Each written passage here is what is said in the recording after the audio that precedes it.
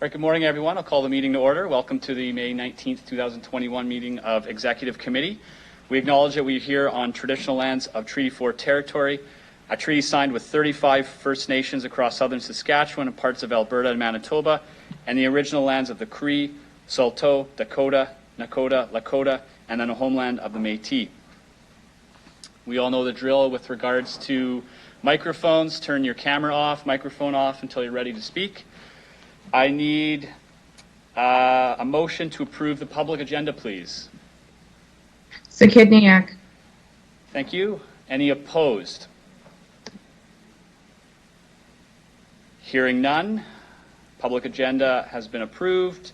I need a motion to approve the minutes from Executive Committee of May 5th, 2021. Can I get a mover, please? Bresciani. Councillor Bresciani, thank you. Any errors or omissions? I'll call the question. Any opposed to the minutes from May 5th? Hearing none, minutes approved. Our only item for the public agenda today is EX 21-39, Land Development Master Plan Consulting Services over $750,000. I'll ask administration to start before I ask for a mover. Mr. Lacey, go ahead. Good morning, through you, Mr. Chair. So the report before you relates to seeking council approval to undertake an RFP process to engage professional services related to the development of a land development master plan, as the engagement of the consulting services is expected to exceed $750,000. Council approval is required for those type of activities. Development of a land development master plan is critical in determining future plans and direction related to the developable lands held by the city.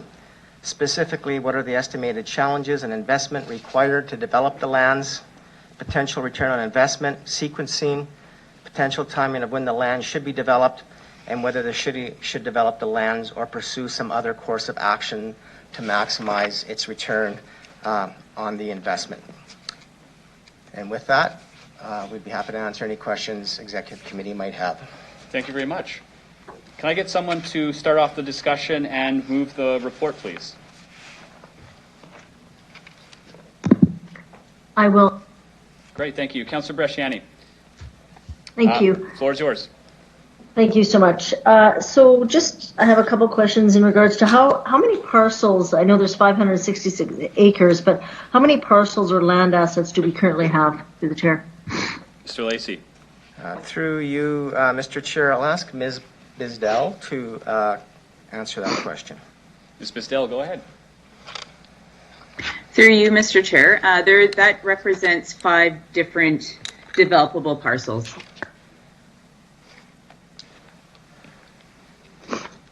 Through the chair, just if you can elaborate. So they're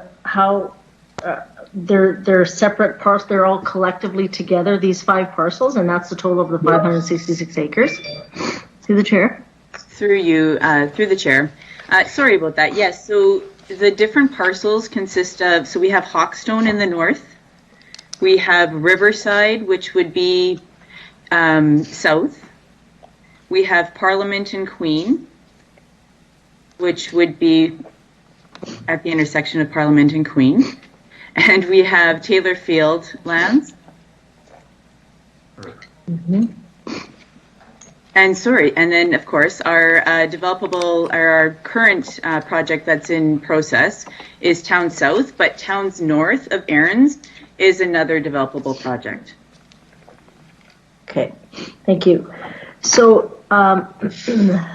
we've kind of been doing our own real estate for a while now.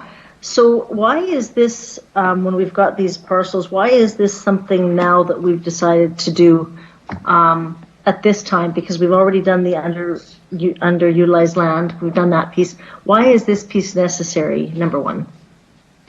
So this is necessary for making future decisions on where to develop, how to develop, some preliminary planning, land use planning for the different areas. We have been developing Towns South since 2016. 2016.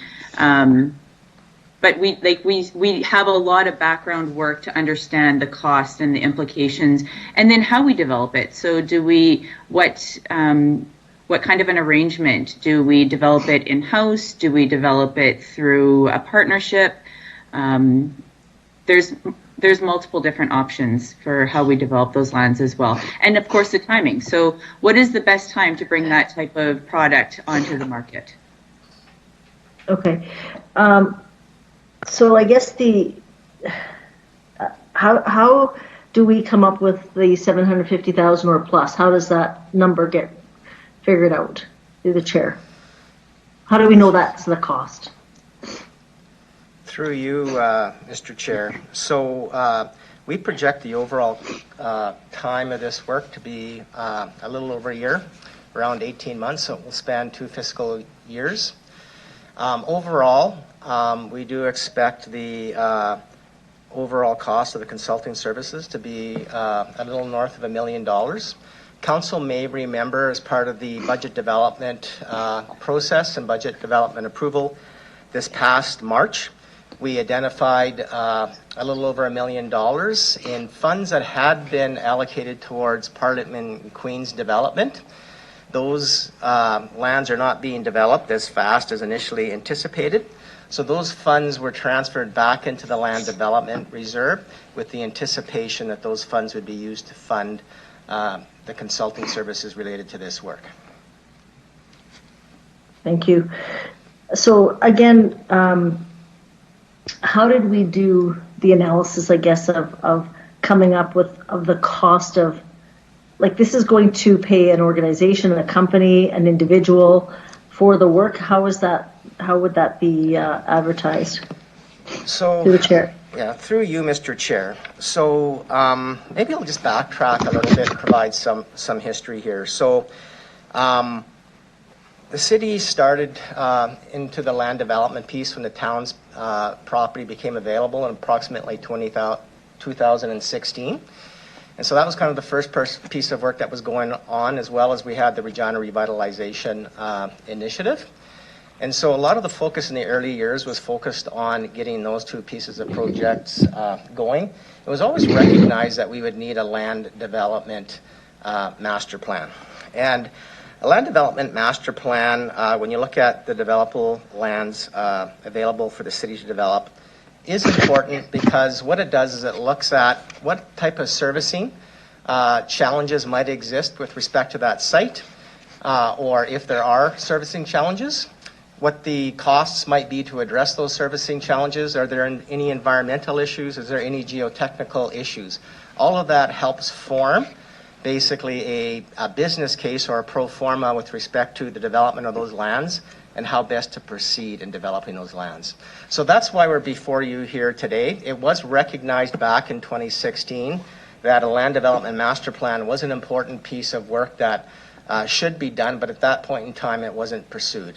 We believe we're in a position today that we should be pursuing that work to make those determinations, which would allow the city and council, I think, to have better information, which to make informed decisions with respect to future development of city-owned lands. And as Ms. Bizdell indicated, whether that's done directly by the city or through some other format or mechanism. Thank you.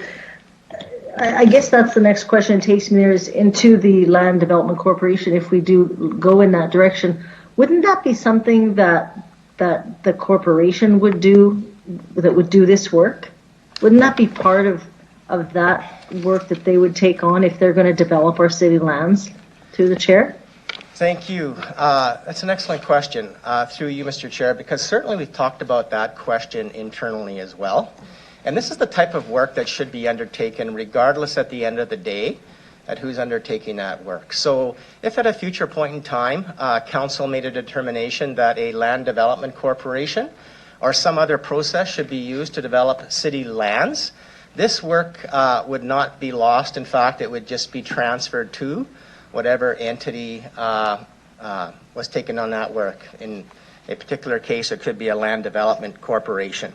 And so the actual value of this land, the cost to do this work, That will be tagged to this land because it does increase the value, because anybody that's going to develop this land now has that information available to them with respect to the matters that I described earlier. And any developer needs to have answers to those questions in order to develop that land, whether it's city administration proper or whether that's through a land development corporation. Okay. The last question, just in regards to Ms.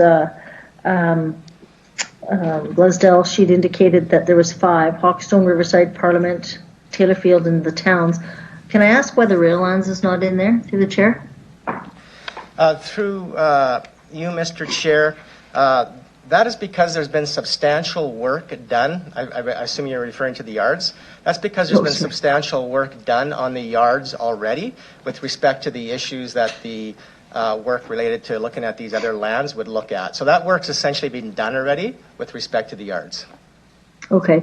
Sorry, and the last question, in the opening you indicated that it will be over the $750,000. So did you indicate how much you're assuming or suggesting this could cost to do this land development master plan? Through you, Mr. Chair, we're anticipating it'll just be slightly over $1 million. Okay. That's all I have for now. Thank you. Thank you. Councillor Hawkins, go ahead. Thank you. My questions follow on from Councillor Bresciani's questions. I'm struck by the size of the consulting fee, $750,000, maybe up to $1 million plus. What's the hourly rate that's anticipated here? How many hours of work is expected to be done? What kind of work is being done in terms of this kind of consulting? This is well, let me put it this way. I practice law, I know what big fees are all about, and this consulting fee really struck me as very high. So I need more justification for it. Mr. Lacey. Yeah, thank you. Through you, Mr. Chair, I will refer that question to Ms. Blaisdell, who may ask Mr. Moroz to comment. Thank you. Ms. Blaisdell, go ahead.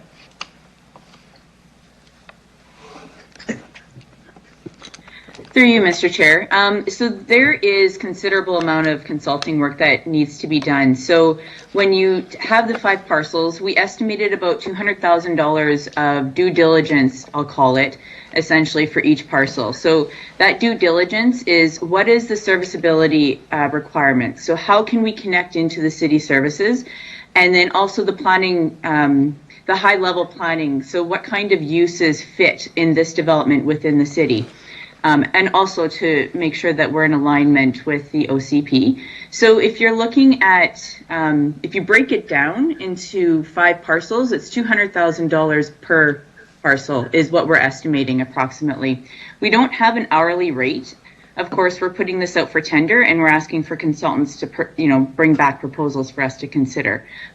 Just based on experience, based on the serviceability studies that we've done on the yards, and other land development projects such as the towns, this is a ballpark number that we're using, and it is an educated ballpark, I'll say.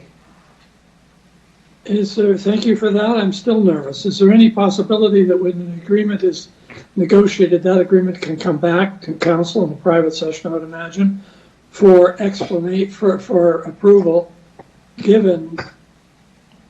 which will give us a chance to see more directly what is being tendered here? Through you, Mr. Chair, yes, we can bring a report to council in private session to walk through what the consulting services contracts look like. Now, this may not be one contract with one consultant. We are planning to spend over $750,000 in consulting fees total. So just over $1 million. That may be with multiple consultants. Again, because we do need this work done in a relatively short period of time. So there is a lot of work to be done. So yes, we can commit to bringing that back after the contract is awarded. How about before the contract is awarded? I'll maybe ask Mr. Lacey to respond to that. Go ahead, Mr. Lacey. Sorry, through you, Mr. Chair, could you repeat the question, Councillor, please?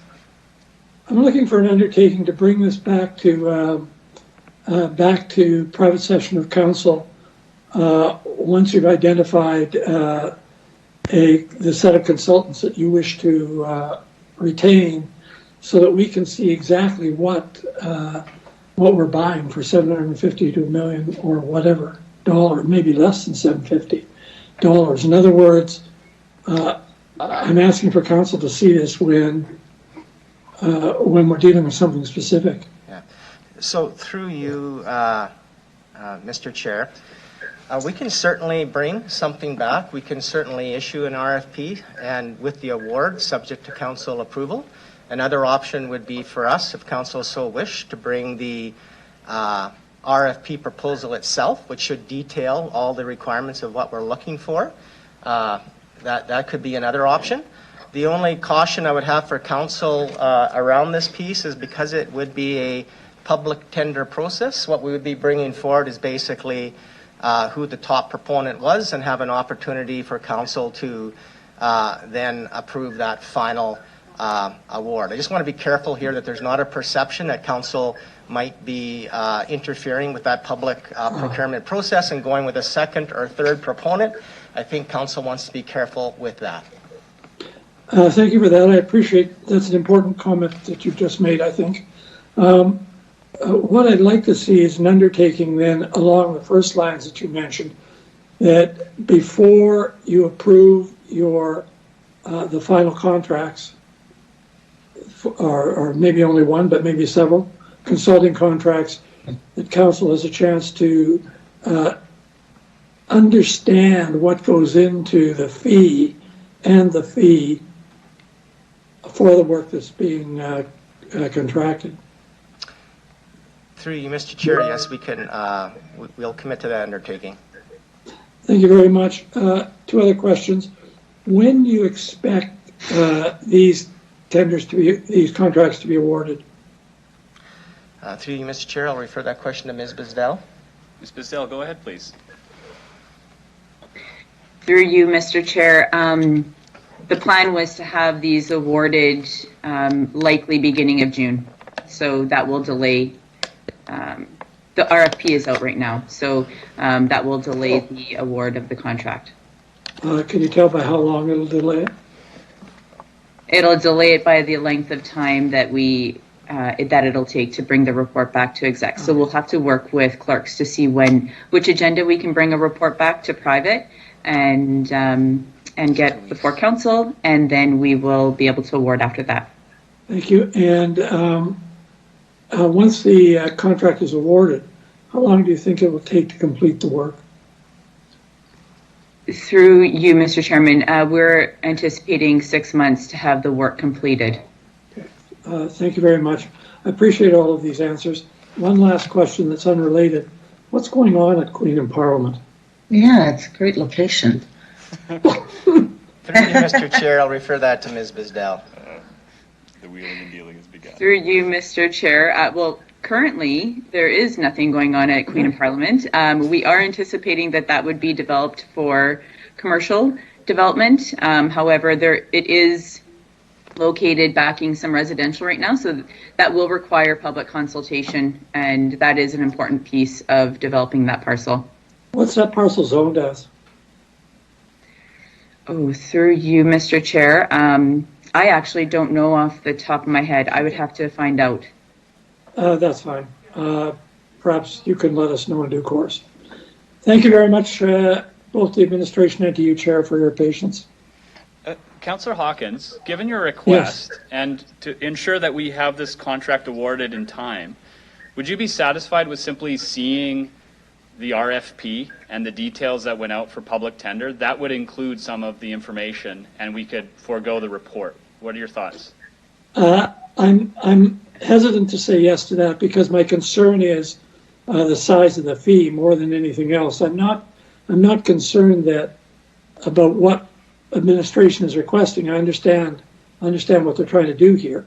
I'm just concerned about the size of the fee, and personally, I just want to be satisfied that it made sense. For example, at $400 an hour, we're looking at $1,875 hours of work.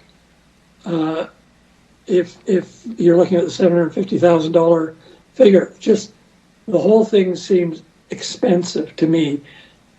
That said, I'm a long, long way from an expert in this area, but I do think that council should have a quick look at it. Also, in terms of delay, we have executive meetings, what, every other week or something? So should only be 2 weeks. Okay, thank you. Councillor Zakidniak. Thank you. I do have a few questions. So my first one is, what criteria are we using to rank proponents in this process? Through the chair, please. I guess this is a question about the RFP process generally. Mr. Lacey. Through you, Mr. Chair, so the actual RFP will list to all public proponents what their responses will be rated against. Perhaps I can ask Ms. Bizdell at a high level to comment on what those key criteria are. Through you, Mr. Chair, I would ask that I will have Mr. Moroz respond to that question. Mr. Moroz, go ahead, please.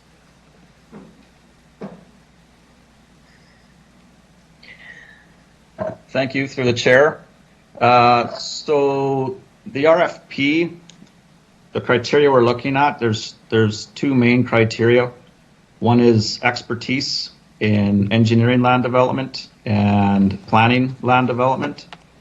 As well, we're looking for experience in the Regina market. Okay, thank you. Okay, also,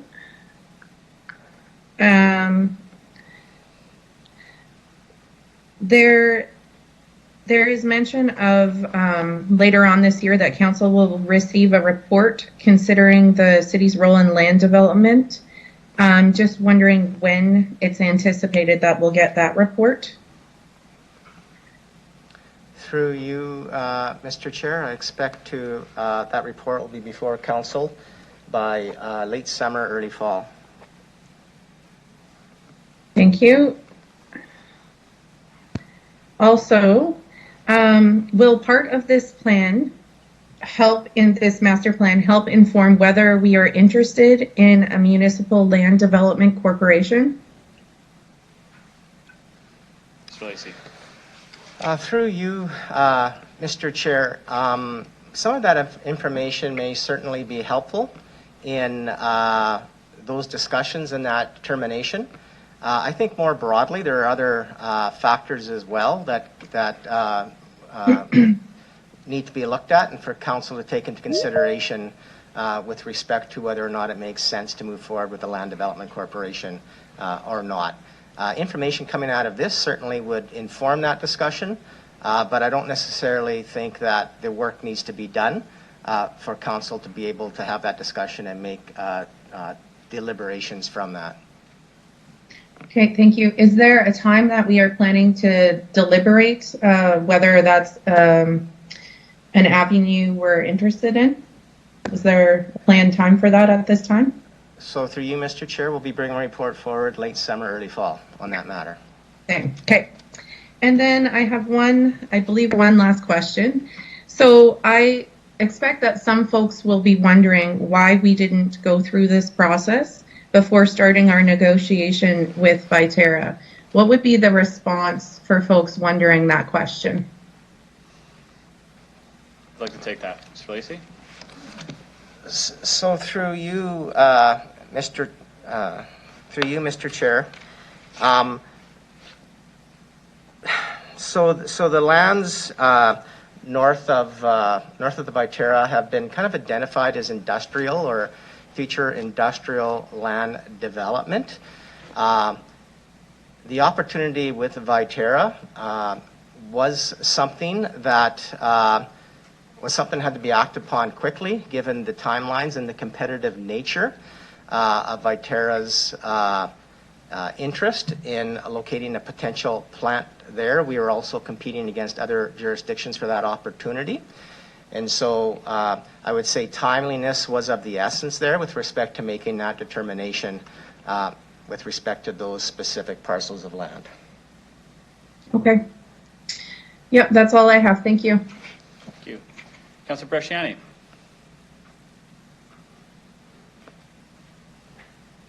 Thank you. So I have a couple of follow-up questions. And do we not have engineers here, engineer consultants in the city that have done a lot of this work already? Mr. Lacey. Through the chair. So, through you, Mr. Chair, maybe I'll make a few comments, and then if Ms. Bisdell has anything to add, or Ms. Hauerluck, I'll ask. But typically how we've treated our land development activities is that they're a separate and differentiated piece of work than what our regulatory folks do under Mrs. Hauerluck. So Mrs. Hauerluck folks are really looking at applications that are coming in, and also undertaking a review of those applications. And so those resources are fully committed to that type of work. This work is more on the land development side, which I would say is the operational side or business side of land development. I've often talked about city wearing two hats, one as a regulator, which is Mrs. Hauerluck's role and function within her division, and then the other piece is actually land development, or undertaking, for the lack of a better word, more of a commercial focus on land development, which is in the financial sustainability and strategy area of the organization. And we've tried to maintain separation between the two so that there's transparency around the piece.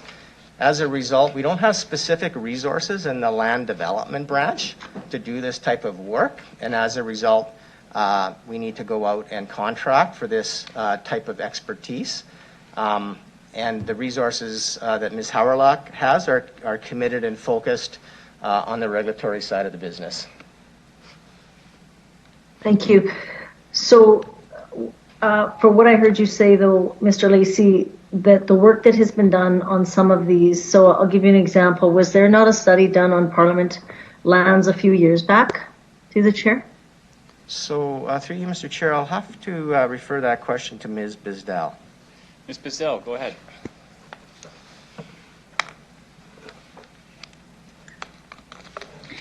Through you, Mr. Chair, there was some very preliminary work done. The work that we're going to do will add on to that work and further refine the information that we need to make the decision on the development at Parliament and Queen.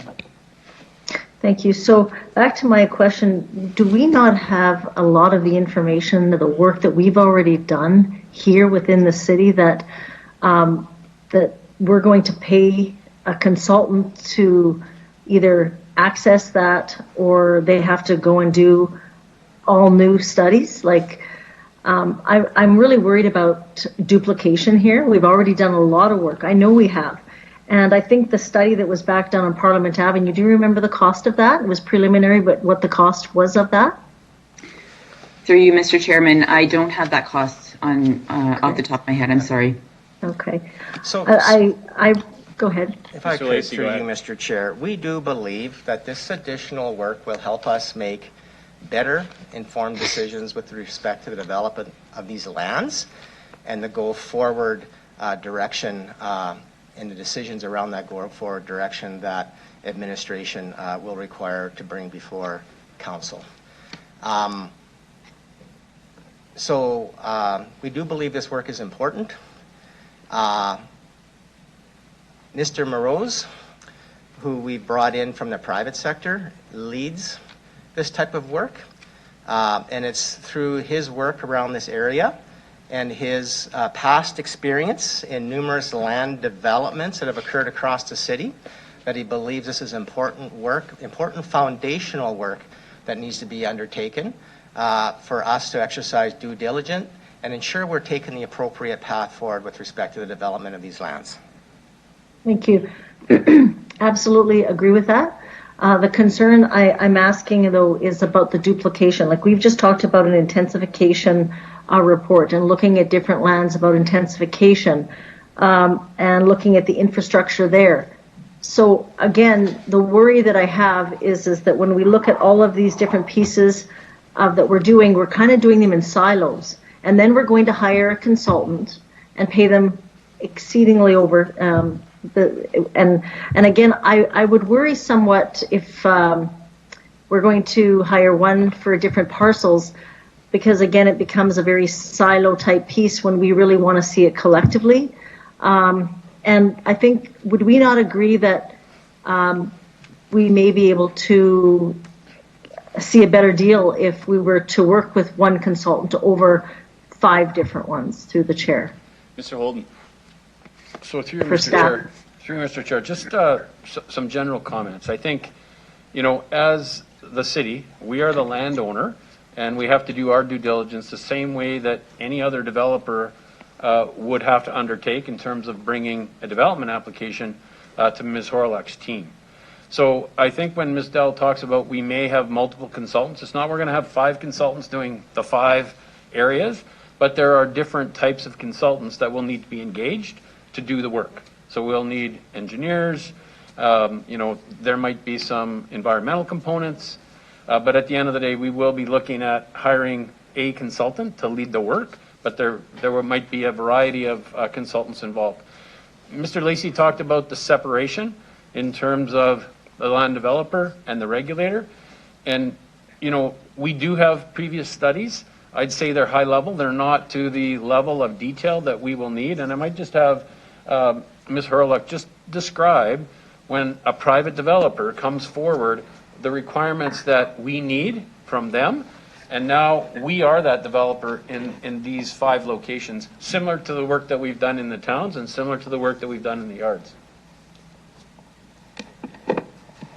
Through you, Mr. Chairman. Mr. Holden is correct. So if you can imagine, so the city, we don't want duplication of work. And so all of these studies come in and they feed into our larger information data bank, for lack of a better word, that determines all of our needs. So from the city's perspective, we have high-level engineering sites. So if you can imagine it, it's different layers, just like in planning, where we have the high-level documents that kind of say system-wide, this is generally what we need. And then you go down to the next level of detail in engineering, which looks at how those, just to that next level of detailed engineering. And then you go down into, which is like functional design, and then you go down into site design. And so we have the high-level information about our system, and then the developers are required to submit more detailed engineering studies that get into, again, more specifics about that site and that information. And that is the requirement of the developers to provide that information. So it isn't, like we said, we use all different information, and as different things happen in terms of development and perhaps changes to how we're going to service an area, sometimes those studies need to be re-looked at because new information is coming in or new technology. So all of those old studies will still be utilized and any information, but it'll be looking at where we're at today and the needs of the city. So it is most of our engineering studies, as I said, start at a very high level, and then when they get down to the site, they're into even more details. So the work that Mr. Lacey's group is doing is to get that high level, like the next level of detail that they need to understand their sites and those general site requirements to get some information on the costs that it would take. And then after that, once they get their planning documents in, then they have to go into even more detailed engineering reports to explain exactly how it's going to work. So that's why there's different levels of engineering and the requirements. Through the chair, but to look at the site, wouldn't you have to, and to come up with the cost, wouldn't you have to know what kind of a development is going there to actually have I guess, a proper assessment done, or else it just becomes a bunch of numbers? I think that's the nature of the plan. Mr. Lacey. Through you, Mr. Chair, maybe it'll be important for Mr. Morose to talk in a little bit of detail about why developers undertake this work at the very beginning of their development work, and why this work is important, and why this work actually increases the value of the land, whether you develop it yourself or whether you sell it. So I'll ask Mr. Morose if he could perhaps provide a little bit of an explanation about why developers undertake this work, the nature of the work, and why it's important to do it at the beginning of a development. Mr. Morose, go ahead. Yeah, through the chair. So this is, the work that's contemplated here is is it's more than just common practice in the industry, it's vital. Without the information that we're seeking to develop from this work, the lands that we have, we're essentially blind. We don't understand how they can be serviced, and we don't understand how the lands can be used. So the work will result in two components: a very technical assessment of the land, which will include environmental research, floodplain research, geotechnical research, and most importantly, technical research into the serviceability of the land. The serviceability drives the cost on the budget. We're also planning, well, a part of this is hiring urban planners to come up with generalized land use concepts. Those concepts drive the revenue for the budget. So we'll have the technical engineering component, then we'll have the revenue that we can yield off the land, and then the difference is profitability and the residual land value. Without any of that, we don't have any good insight into the land. With respect to the comment about duplication, there indeed is a lot of work that's done on behalf of the city, but that's at a regional level, and that's at the city level outside of the land. We're talking about the work inside the land proper. So we talk about on-site infrastructure and off-site infrastructure. Off-site infrastructure, that's Diana Harlock's world. The on-site infrastructure, that's our world. And it's our obligation as a landowner to understand what those things look like. And it's our obligation when we come forward with an application for development to satisfy the regulatory body that we've done all of our homework. So again, as I say, without this information, we're pretty blind. We just have blank pieces of land. We don't have good insight into what it's going to cost to develop, what kind of revenue we can get out of the land, and if indeed the lands are profitable. Okay. Just the last question in regards to the 750,000, we I guess was approved, but over and above that, is there an appetite to even consider leaving it at the 750 and then coming back when there's a need, or do you think that it's actually not feasible? You know that it's going to cost the $1 million, because I heard different that it could possibly cost up to 200,000. What are your thoughts? So through you, Mr. Chair. So first off, these services are being sought through a public tender process.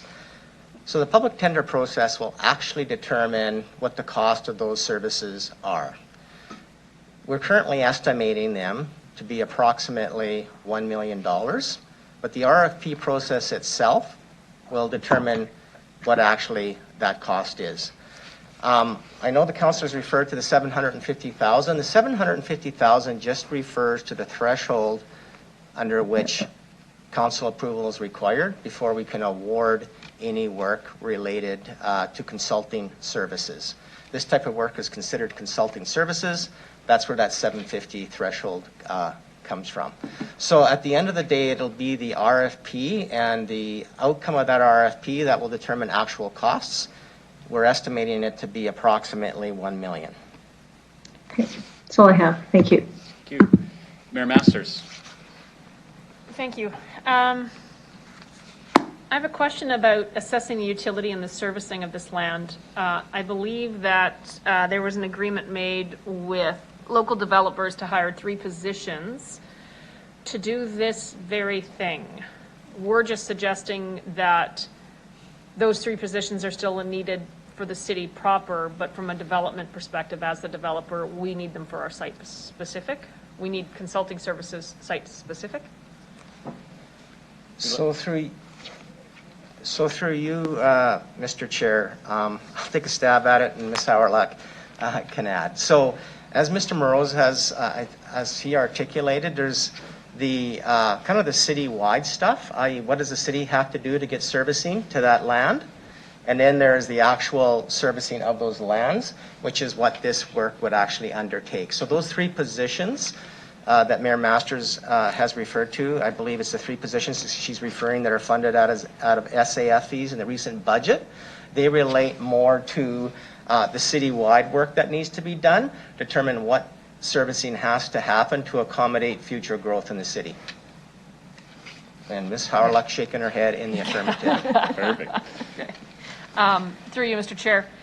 Is there anything about the timing of doing these 5 particular parcels? And what I mean specifically is, in what stage does of the population growth does Hawkstone or Riverside come on stream? Like, what year would that, if you were to predict, knowing that it could be plus or minus 5? Through you, Mr. Chair, perhaps I'll ask Mr. Morose to speak to that. Mr. Rose. Yes, through the chair. The Hawkstone lands and the Riverside lands are identified in the 235K growth scenario, which means they're essentially immediately developable. And in fact, a portion of the Hawkstone neighborhood has been developed on the private side of the land. So in the Hawkstone, the city owns some land.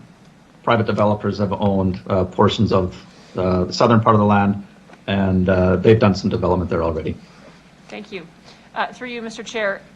If this were a private deal and a private developer came to us with the information that you're looking to get in this consulting report that was 3 years old, would we still accept it? Through you, Mr. Chair, I'll refer that question to Mr. Morose as well, being the subject matter expert in this area. Mr. Morose. Yeah, through the chair, I think that might be a question for Diana.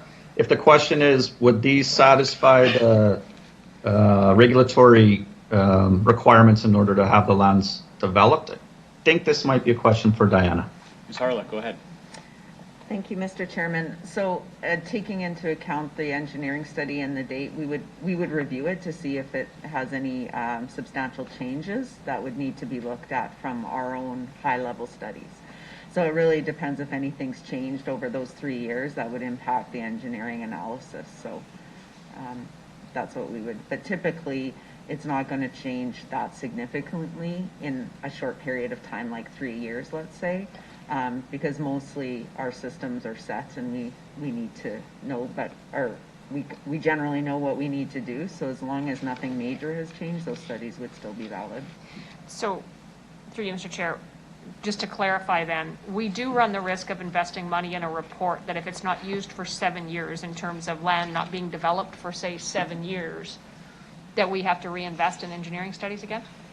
Through you, Mr. Chairman. So that is a potential risk. But as I said, I think the risk is low because generally we know what we need. And so those studies can be used for a longer period of time. The most that would have to happen is just a review and perhaps tweaking if there was something that had changed in terms of the assumptions or something of that nature. Thank you. Thank you, Mr. Chair. Thank you. I have some questions, but I'll put a call out to council and committee. Do you have any further questions or comments about the report? I do. Councillor Shaw. Go ahead, Councillor Shaw. Thank you. So now just adding to what Mayor Masters had spoken of, now you said Hawkstone and what was the other development that you said is in the 235,000? Will be developed right away. What were the two? Sorry, Hawkstone and which one? You, Mr. Chair, Riverside. Riverside. So those two, you're looking in development immediately, 235. The other three, where is their development stage at? Through you, Mr. Chair. Who'd like to take that? Through you, Mr. Chair, I'll ask Mr. Morose to speak to that. Mr. Morose, go ahead. Through you, Mr. Chair. Actually, all the lands that we're studying, sorry, Ms. Bisdell is going to take this question.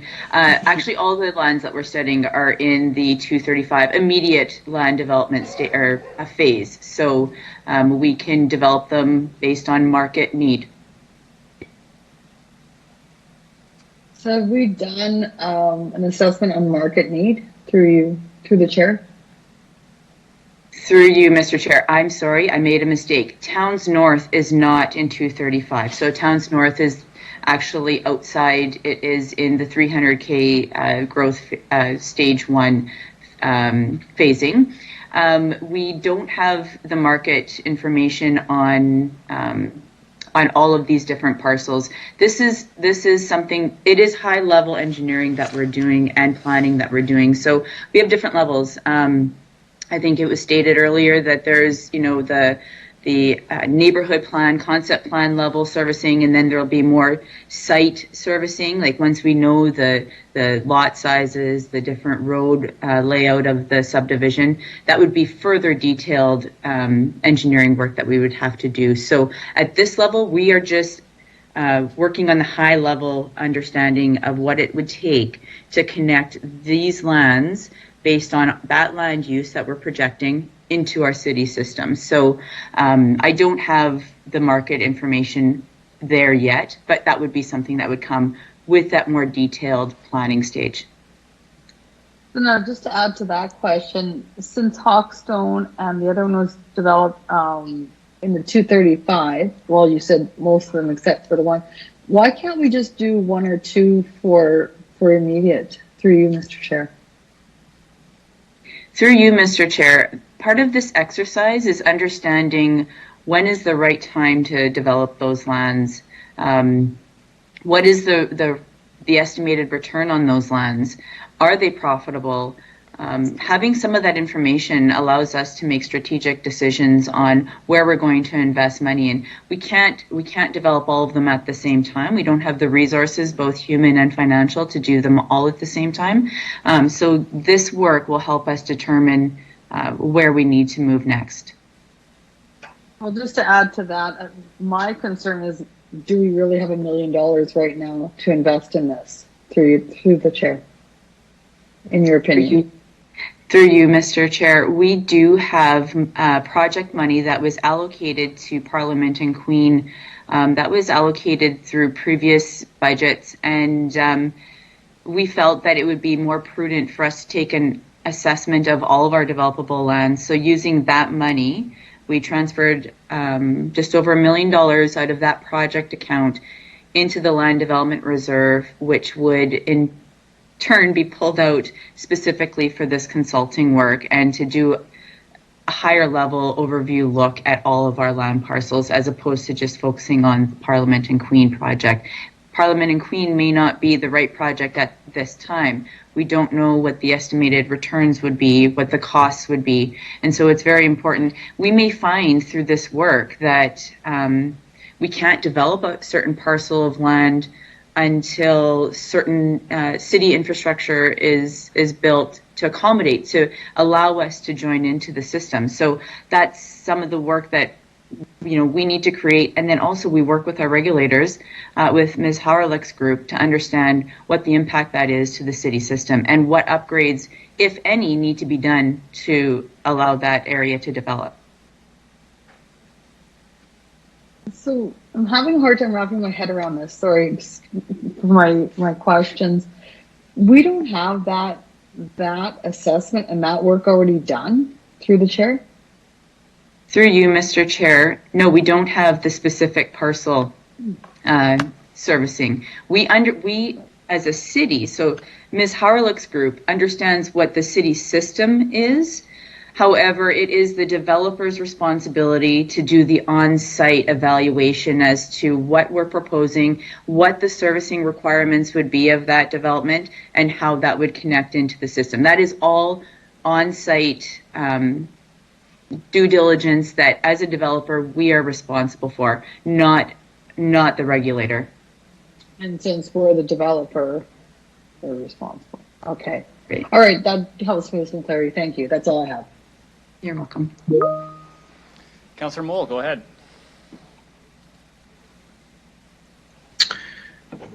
I actually didn't have any questions. I think everybody asked the questions I had. I just appreciate hearing a lot about Hawkstone. I've talked a lot with some people who have commented today in regards to that area, and I'd love to see that area as the #1 choice for expansion. Thank you very much. A shameless plug. All right, thank you. So I have a couple of questions if other members of the committee don't. I just want to be sure I understand the scope of the master plan. So my questions are actually about what we're asking the consultants to do. will this consider at all the question of acquisition? So I understand that it's about what we currently own, but will the master plan provide a roadmap for whether or not we should and under what circumstances acquire new lands for development opportunity? Through you, Mr. Chair, I believe that will be more addressed through the other report that I had indicated would be brought forward in the fall, late summer. Okay, thank you. A follow-up to that, will this master plan consider at all how we might deal with the use of park space, school reclamation sites, et cetera, or is that another element that would come in that report you just mentioned? Through you, Mr. Chair, I assume you're referring to these specific parcels of land? I guess generally what I'm considering is if we're thinking about a master plan, there's the old Victoria School site in Lucielli, for example. We made an ad hoc decision, which I support, for the YWCA. Will the master plan actually provide some guidelines for how we should develop particular parcels like that? Through you, Mr. Chair, I'll perhaps ask Ms. Bisdell to comment on it. I think there'll be some things that might be applicable, although not directly relatable. Ms. Bisdell? Through you, Mr. Chair, this work is specific to the 5 parcels of land that we identified. The work that you're referring to would need to be undertaken. We have numerous parcels of land, and it comes down to creating a strategy on what those parcels of land, whether they're held for future, whether they're developed. That's some of the work that will be coming subsequent to the consultation that will be occurring on the intensification incentivization. But that is separate from this work, unfortunately. Okay. There may be, sorry, through the chair, there may be some work through the policy piece, not the technical work, that would be able to assist with some of those decisions. Thank you very much. My final question in terms of the scope of this plan, did the RFP include any mention, since we're talking about how we might develop existing land, of other policy considerations like the sustainability framework? So are we considering how the development of that land might align with other priorities in the city? Mr. Lacey? Through you, Mr. Chair, I think with the, in general terms, I think Council's direction is clear on that. So it's about any work we do as a city needs to take that into consideration. The high level of this work, I'm not necessarily sure how directly applicable it is, but certainly it is something that touches everything we do as administration. And I'll just ask Ms. Bisdell at this point if she has any further comment. Through you, Mr. Chair, Mr. Lacey's comments were spot on. Thank you. All right, I see no further comments or questions. We'll have a vote on this simply because there has been a lot of discussion and I don't know how everyone's going to stand on it. So I'll ask the clerk to call the vote. Thank you, Deputy Mayor. I'll begin with Councillor Bresciani, please. I'm opposed. Councillor Stadnichuk. In favor. Councillor Hawkins. In favor. Councillor Findura. In favor. Councillor LeBlanc. Opposed. Councillor Shaw. Opposed. Councillor Zahidniak. In favor. Councillor Mancinelli. Councillor Mole. In favor. Mayor Masters. In favor. Councillor Stevens. In favor. Carries 8-3, Deputy Mayor. Thank you very much. I need someone to move resolution for private session, please. So moved, Hawkins. Thank you, Councillor Hawkins. We'll take 5 minutes just to set up the room. So I guess that brings us to 10 o'clock when we'll reconvene.